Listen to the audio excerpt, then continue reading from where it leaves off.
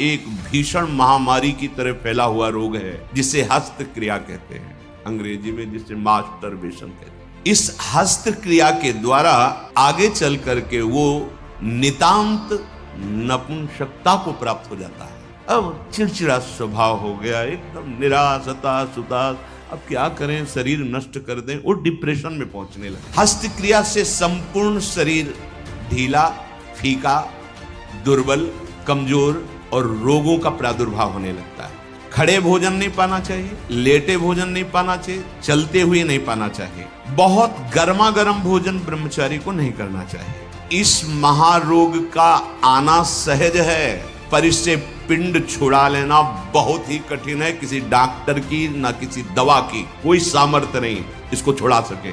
बहुत गौर से सुनना, और प्रायः इसको बहुत हल्के में लेकर के अपने जीवन को नष्ट किया जा रहा है। चाहे पुत्र हो या पुत्री, शिष्य हो या शिष्या, उसको ये बात समझावें कि ब्रह्मचर्य ही आपको लौकिक पारलौकिक उन्नति दिलाएगा। जैसे आप सुन रहे हो तो आपको एक चोट पहुंचाएंगे शब्द, ये आपको उठाने की कोशिश करेंगे। अगर आपने पकड़ लिया शब्द का सहारा तो उठ जाओगे, कोई औषधि नहीं बचा सकती, आप स्वयं बच सकते हो। आप में अभी भगवान ने सामर्थ्य दी है।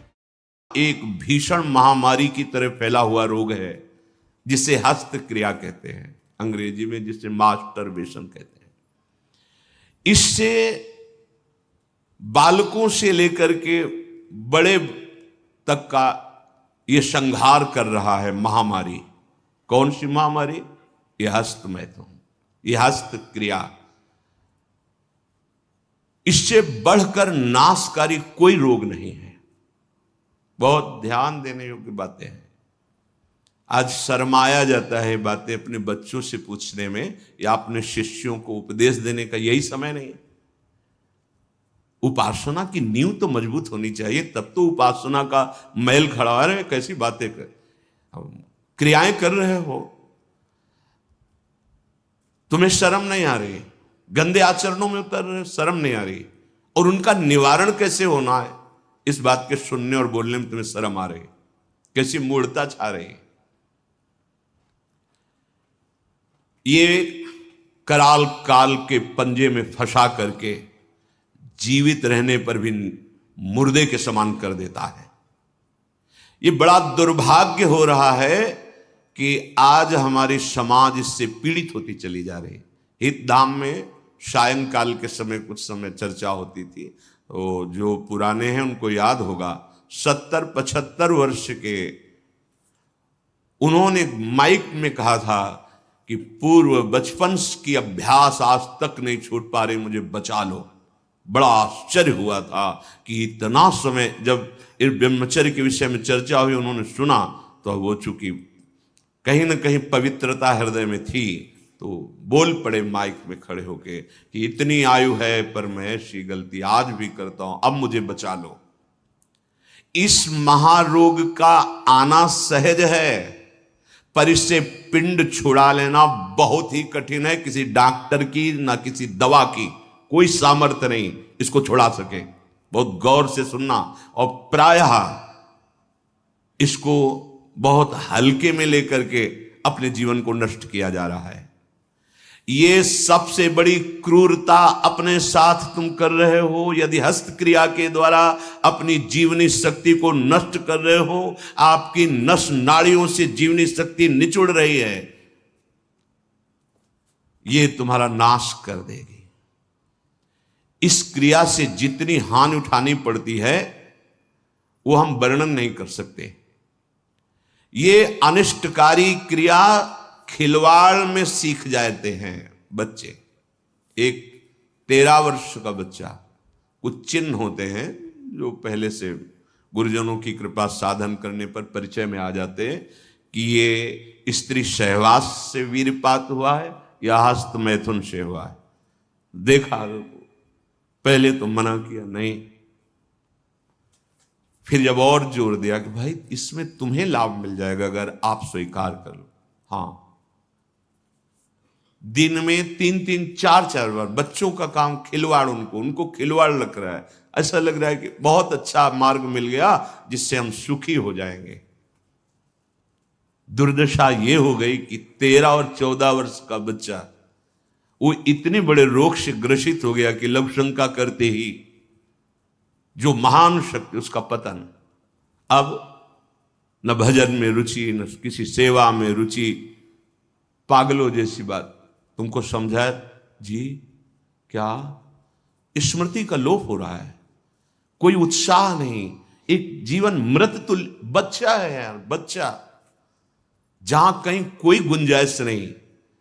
जैसे अग्नि के ऊपर चला जाए तो कैसे चला जाएगा, एकदम पैर ऐसे ये अवस्था किशोर अवस्था है, ब्रह्मचर्य पूर्ण जीवन, एकदम उछलता हुआ जीवन, तेज। कैसा भी कोई हो, किशोर अवस्था बड़ी सुंदर अवस्था होती है, प्रकाश आता है, क्योंकि उस समय तक गलत संबंध। आज तो किशोर अवस्था प्रारंभ होने से ही ये दुर्दशा, मोबाइल, कुसंग, ये सब बहुत नष्ट कर रहा है, इसे खिलवाड़ समझा जाता है। और दुर्भाग्य की बात कि जो हमारे सलाहकार हैं वो उनको कहते हैं इससे रिलैक्स हो जाओगे। ओ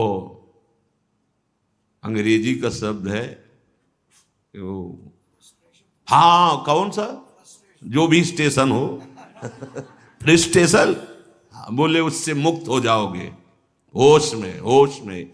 ये उन महापुरुषों के वचन हैं जो ब्रह्माकार वृत्ति में स्थित है। जैसे किसी लकड़ी में घुन लग जाता है और वो खोखली हो जाती है, ऐसे ही शरीर जर्जर हो जाता है।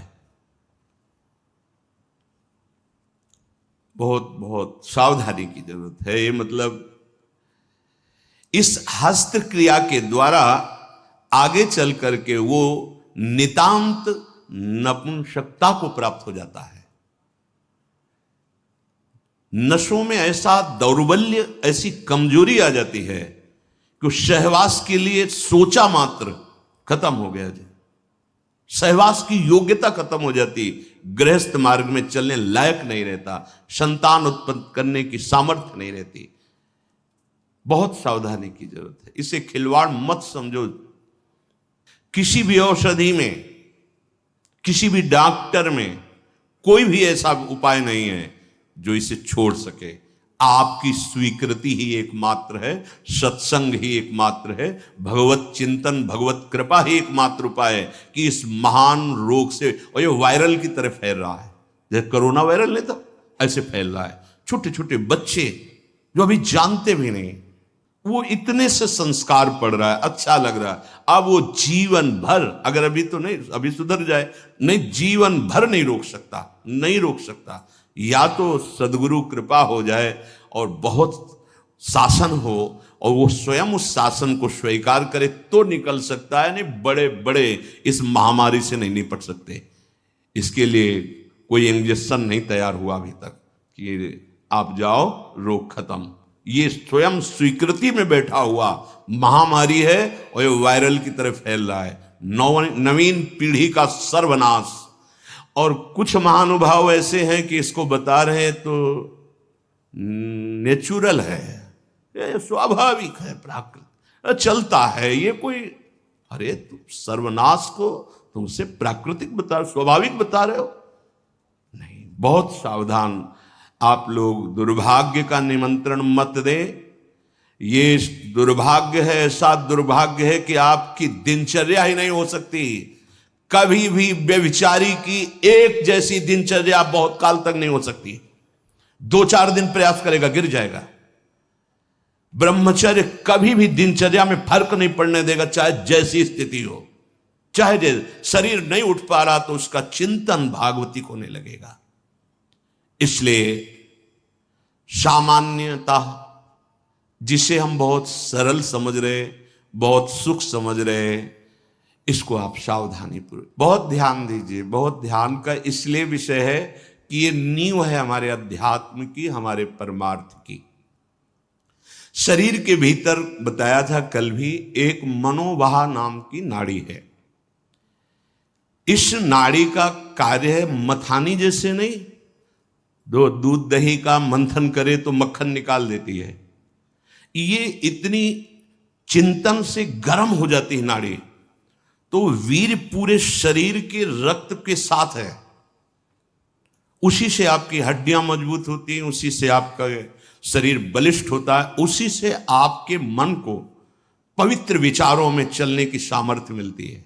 ये जो कहते हैं ना कि हम नहीं चल पा रहे हैं, हम भजन नहीं कर पा रहे हैं, आप कमी को पहचानिए। शरीर के भीतर जो मनोवाह नाम की एक नाड़ी है, ये मंथन कार्य करती है। जे ही आप कामासक्त हुए, चिंतन किए, तो पूरे शरीर से, जैसे दही के मंथन से वो घृत निकाल ले, वैसे ये मनोवाह नाड़ी काम करती है। वो पूरे शरीर की नस नाड़ियों से आपके जो वीर शक्ति उसको एकत्रित कर लेती है, चाहे शरीरधारी कोई भी हो, स्त्री हो पुरुष कोई भी हो, उसको एकत्रित कर लेती है। पूरी नस नाड़ियां कांप उठती हैं जब उसका आकर्षण, वो आप समझ नहीं पा रहे, वो आप समझेंगे ऐठन हो रही, आप ऐसे, वो पूरे नस नाड़ियों को निर्जीव कर रही, शक्तिहीन कर रही है। सिर से पैर तक हर अंग हिल जाता है। शरीर का मंथन करके वो एकत्रित करके बाहर कर देगी। अब क्रिया करो या ना करो। दौर्बल्य, प्रमेह, स्वप्न दोष, ये निश्चित उसके शरीर में प्रकट हो जाते हैं। शरीर के रक्त में एक सफेद और दूसरे लाल कीट होते हैं। सफेद कीटों में बाहरी आए हुए प्राकृतिक प्रहार, रोगों के प्रहार से लड़ने की सामर्थ्य होती है।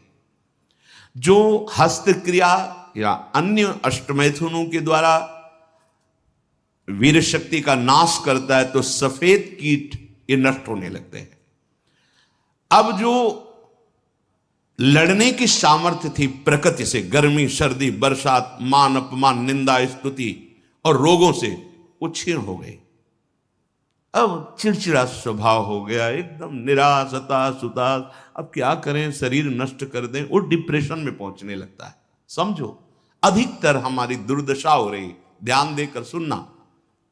अगर वो शुभ कीट जो रोगनाशक सफेद हैं, वीर आप नष्ट नहीं करते, तो इतने बलवान हो जाते हैं कि एक बार विष को भी वो पचा डालेंगे। इतनी उसमें सामर्थ्य है, आपकी हानि नहीं होने देंगे। ज्यों ज्यों आप ये नीच चेष्टा करते हैं, त्यों त्यों ही ये जो आपको सबल बनाने वाले वो नष्ट होने लगते हैं, और उसके कारण भयानक रोगों का सृजन होने लगता है। मनुष्य के शरीर में और दिमाग में और स्नायुओं पर ऐसा प्रभाव पड़ता है, आगे चलकर पक्षघात हो जाता है, ग्रंथिवात, जितने जोड़ों में दर्द, पागलपन या और रोगों की उत्पत्ति होने लगती है, क्योंकि वो जो लड़ने वाले कीट वो सब नष्ट हो जाते हैं। व्यभिचार सर्वथा निंदनीय है, और सबसे महानिंदनीय है ये हस्त क्रिया, क्योंकि इसमें किसी दूसरे की जरूरत नहीं होती है। बहुत सावधान, बहुत नीच प्रवृत्ति है इसका। वायरल की तरह, जैसे वायरस होता है वो वायरल हो जाता है ना, ऐसे हो रहा है। ऐसे जिसको देखो सुख का साधन माने हुए है, नवीन अवस्था अपने को नष्ट कर रहे, और प्रमाण उनको मिल जाता है ऐसे बहिर्मुख लोगों से जो कहते हैं कि हाँ, आपका हृदय ठीक रहेगा, आपका स्वास्थ्य ठीक रहेगा, आप दिमाग से एकदम शांत हो जाए। कैसा नीच उत्तर है, कैसा उपदेश है, नाश करने वाला। तस्मात् शास्त्रम प्रमाणम ते कार्या कार्यो व्यवस्थितो। आपने वेद पढ़ा है, आयुर्वेद। कौन सी डॉक्टरी ऐसी कहती कि ऐसा करने से आप स्वस्थ हो जाओगे? शास्त्र प्रमाणित, धर्म प्रमाणित उपदेश होना चाहिए। छोटे छोटे बच्चे, नवीन बच्चे जब ये सब पढ़ते हैं और ये सब सुनते हैं, धिक्कार है जीवन को, जो हमारे नवीन पीढ़ी को बर्बाद किया जा रहा है। ऐसे नाटक, सिनेमा, ऐसे उसमें जिसमें हमारी जो संयम की वृत्ति है वो सब नष्ट हो जाए। इस क्रिया के द्वारा सबसे पहला धक्का हृदय पर लगता है। इसका धक्का बार बार लगने से यक्षमा, हृदय रोग और स्मृति का नाश ये शुरू हो जाते हैं। इसे राजक्षमा कहते हैं। यही रोग हुआ था विचित्र वीर्य को। 2 पत्नियों के संयोग में बावरे हो गए, समझ नहीं पाए सिद्धांत को। भयानक हृदय रोग, हृदय का कमजोर हो जाना, जरा सी बात में घबराहट पैदा होना, डर जाना, उत्साहहीन हो जाना, है क्या बात है, एकदम कोई बात नहीं, बेमतलब कल्पना में पर, ये आपके ब्रह्मचर्य नाश का लक्षण है। ऐसा अभागा मनुष्य जीता हुआ भी मृत्यु तुल्य है। मस्तिष्क में बिजली की तरह इसका प्रभाव पड़ता है ब्रह्मचर्य नाश का, वो एकदम क्षीण करता चला जाता है। याददाश्त नष्ट हो जाना, शरीर में एक अजीब सी पीड़ा होना, खाली खालीपन महसूस होना, सुबुद्धि का पूर्ण रूप से ह्रास हो जाना, प्रतिभा न रह जाना, तेज न रह जाना, उत्साह न रह जाना और पागल सा व्यवहार होना, यह शुरू हो जाता है ब्रह्मचर्य नाश से। मस्तिष्क कमजोर होते ही आंखों की ज्योति लड़खड़ा जाती है। ऐसे देखें, अवस्थागत बात अलग है। अभी ब्रह्मचर्य रह करके आप देखो, ये तो प्राकृतिक नेत्र हैं, आपके दिव्य नेत्र खुल जाएंगे। कान में सुनने की शक्ति, दांत के मसूड़ों का फूल करके दांतों को जो रोकने की शक्ति, शरीर की शक्ति, ये सब नष्ट हो जाती, क्योंकि ब्रह्मचर्य सबका आधार है। बहुत जल्दी बाल झड़ना, बाल पकना, जैसे राजा के नष्ट होने पर संपूर्ण सेना बंदी बना ली जाती है, ऐसे ही शरीर का राजा है ब्रह्मचर्य वीर। इसके नष्ट होने पर हर इंद्रिय, हर नस नाड़ी पराजित हो जाती है। आंख, नाक, कान, जिह्वा, वाणी, पैर, त्वचा, आंतें और इंद्रियां, ये सब असमर्थ होने लगती हैं। पाचन शक्ति पर बहुत बुरा प्रभाव पड़ता है। अब ये नाश नहीं तो और क्या, जीते जी नाश है। हस्त क्रिया से संपूर्ण शरीर ढीला, फीका, दुर्बल, कमजोर और रोगों का प्रादुर्भाव होने लगता है। मुख की कांति हीनता बढ़ती चली जाती है। मुख प्रसन्न तन तेज विराजा, कीन से रामचंद्र कर काजा। यार चेहरा देखो, वैसा लगता है जैसे सब उड़ गया, कुछ नहीं रह गया, बस केवल सजावट सजावट रह गई है। पवित्रता, जितेंद्रियता, बल, अध्यात्म चिंतन कुछ नहीं, शून्य। बस वही वर्तमान भोगों का चिंतन, कैसे भोगूं, भोगे हुए भोगों का चिंतन। बस आप देख लो अपने हृदय में झांक करके, संपूर्ण जीवन विषयानंद में फंस जाता है। इंद्रिय दुर्बलता के कारण अगर वो गृहस्थ में भी गया तो वो गृहस्थ में भी अपने धर्म का पालन नहीं कर पाता, क्योंकि उसकी जो शक्ति है वो नष्ट हो चुकी है। संतति सुख से भी हाथ धो बैठता है। फिर जो उसको जलन और शोक होती, क्योंकि वो जो कर्तव्य करना चाहिए गृहस्थ का वो नहीं कर, उसकी सामर्थ्य नहीं रह गई। अब वो अपनी बात तो बता नहीं सकता किसी से। अब जो अंदर जलन हो रही उसका निराकरण कहीं नहीं है। सावधान हो जाइए, ना वैरागी और ना गृहस्थ कुछ नहीं रह पाओगे यदि ये गंदी बातें आप नहीं त्याग पाए। बोलो ऐसे आदमी की सुख की आशा क्या, और अंत में इसका परिणाम महापाप नरक मिलता है। ऐसा थोड़ी है कि आप सोचो कि मेरा शरीर मैं जो चाहूं कर लूं। नहीं नहीं, आपको दिया गया ये भागवतिक है, आपको प्रभु की तरफ से मिला है। जैसे आपका शरीर है और भी रिपोर्ट कर दी जाए कि आप अपने शरीर को नष्ट करना चाहते, आपको दंड मिलेगा इस बात का। आप शरीर का सदमार्ग में प्रयोग कीजिए, आप इसका असत मार्ग में आप इसको नष्ट करने का अधिकार नहीं रखते। यहां भी तो फिर भागवतिक विधान में तुम्हारा इतना अधिकार कहां कि तुम इसे मनमानी नष्ट कर दो। दुर्बल चित्त हो जाता है, संयम बिल्कुल नहीं रहता, जब कभी उसको इसका दोष अनुभव में आता है सुनने में, तो प्रतिज्ञा करता है, पर ऐसी हजारों प्रतिज्ञाएं वो रोज करता है, रोज तोड़ता है। क्यों? क्योंकि वो बल ही नहीं रह गया है। जो इस वासना से पीड़ित है, अगर थोड़ा भी हृदय सात्विक है तो शर्मिंदा रहता है, उसकी एक अजीब स्थिति अंदर रहती है, खुलकर किसी से बात नहीं कर सकता, आंख मिलाकर बात नहीं। और जो मलिन हृदय का होता है वो इतना अकड़ करके इतना राक्षसी प्रवृत्ति का हो जाता है, बिल्कुल ढीठ। ये दो वृत्तियां आती हैं जो ब्रह्मचर्यहीनता होती, यह तो इतनी शर्मिंदगी, थोड़ा सा भी हृदय अगर सात्विक है वो ग्लानि, और यह भी इतनी दुष्टता।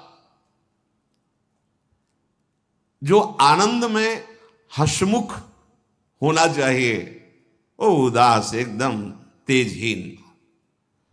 उसकी सूरत देखने पर लगता है रोने वाला ही है। स्वभाव में रुक्षता होती है, चिड़चिड़ापन, क्रोधी, निस्तेज, आंखें अंदर धंसने लगती, यहां खालीपन होने लगता है, एक खालीपन, एक काला सा चिन्ह। बहुत बहुत सावधान। ये इतना भयानक रोग है कि जवानी में भी वृद्धावस्था के लक्षण प्रकट होने लगते हैं। किसी भी कार्य में मन न लगना, पड़े रहने की इच्छा होना, थोड़ी मेहनत करने पर हांफते रहना, आगे क्या करना ऐसे विचार करने की शक्ति नष्ट हो जाना, बहुत जल्दी क्रोध आकर के आवेश में कुछ ऐसे वचन बोलना, क्रियाएं करना। देखो ना, सुनने को मिलता, माता पिता को पीटा, ऐसा किया, वैसा। कुचिंताओं की बाढ़ आ जाती है, कुचिंताओं की। उसके हृदय में एक भय, एक जलन, एक घबराहट बनी ही रहती है। थोड़ी सी बात उसको पहाड़ जैसी मालूम होती है, विचार के द्वारा काट नहीं पाता है। बार बार झूठ बोलना उसका स्वभाव बन जाता है। बार बार भूख लगना या जठराग्नि का मंद पड़ जाना, ये दो दोष होते हैं। अन्न ना पचना या तो बार बार ऐसा लगना कि खाऊं। और मलबद्धता आते, जब वीर शक्तिहीन हो जाती है तो मल को पकड़ने लगते हैं, उनमें सामर्थ्य नहीं रह जाती पचाने की या मल निकालने की, तो कब्जियत बनी रहती है। नींद का या तो नाना और या आना तो कुंभकर्ण जैसे सोना, पड़े हैं ऐसे दो। उठते समय निरुत्साह, आलस्य, आंखों को बहुत भारीपन होना, नहीं खुलने देना, ऐसा। जब आप संयम से चलेंगे ना, घड़ी की अलार्म की जरूरत नहीं होती, ठीक समय में नेत्र खुले, ऐसा नहीं, ऐसे नहीं, एक दिव्यता आती है। अभी आप उधर कदम सही ढंग से नहीं रख रहे, इसलिए है अलार्म बजते रहते, सो रहे। परमार्थ में या व्यवहार में भी आपको चलना है तो आपका संयम बहुत अनिवार्य है। अब बच्चे कहते हैं हमारी स्मृति काम नहीं करती है, पढ़ाई में मन नहीं लगता है, ऐसा क्यों नहीं लगता? आप देखो अपने आचरणों को, देखो पढ़ाई, ये तो इतने टेबलेट, इतना है सब, एक बार बोल दीजिए, कभी भी जीवन में पूछ लीजिएगा, उसे दोबारा पढ़ने की सुनने की आवश्यकता नहीं। एक बार अगर हम नहीं सुनना चाहते तो आप हल्ला मचाते रहो, बाद में पूछो तो ना हमने वर्तमान में सुना ना, बाद में उसकी स्मृति रहेगी। जहां स्मृति लगी वहीं लगी है। रात्रि में जो स्वप्न दोष होता है, इन्हीं गलतियों का परिणाम होता है। यदि आप ऐसी कोई गलती ना करें तो कल चर्चा में बताया था, स्वाभाविक कभी हो, वो उफान जैसा, वो जो संतानोत्पत्ति वाला, वो नहीं। जो हस्त क्रिया से युक्त हो गया है वो अनुभव करे, लघु शंका के पहले या बाद में देखना, जो जीवनी शक्ति है वो आपको ह्रास होती दिखाई देगी, बूंद बूंद निकलते दिखाई दी, कितना सर्वनाश कर रहे हो।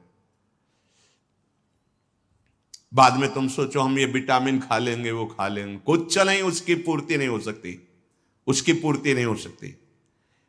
आगे इसमें आता है ये जो आयुर्वेदिक औषधियां दी जाती हैं ये बलिष्ठ होती हैं, और ये चूंकि आपकी प्रवृत्ति गलत है, वो बलिष्ठ होकर आपको और कामोत्तेजना प्रदान करेंगी। तुम रोक कैसे पाओगे? संयम नहीं। इसीलिए कोई औषधि नहीं है, आप स्वयं औषधि हैं उसके। आपका दृढ़ निश्चय और कुछ व्यायाम, प्राणायाम, आहार शुद्धि और नाम जप, नाम जप, इससे आप शासन में ला सकते हैं। इस बात को कौन अपने बच्चों को बैठाल कर समझा रहा है? अगर वो नहीं है तो सावधान हो जाएंगे कि अगर कोई ऐसी बात बताता है तो माता पिता ने मुझे पहले सिखा रखा है कि ये बहुत नाशकारी क्रिया है, कभी ऐसा नहीं करना। आप बताते हैं क्योंकि आपको फुर्सत कहाँ है?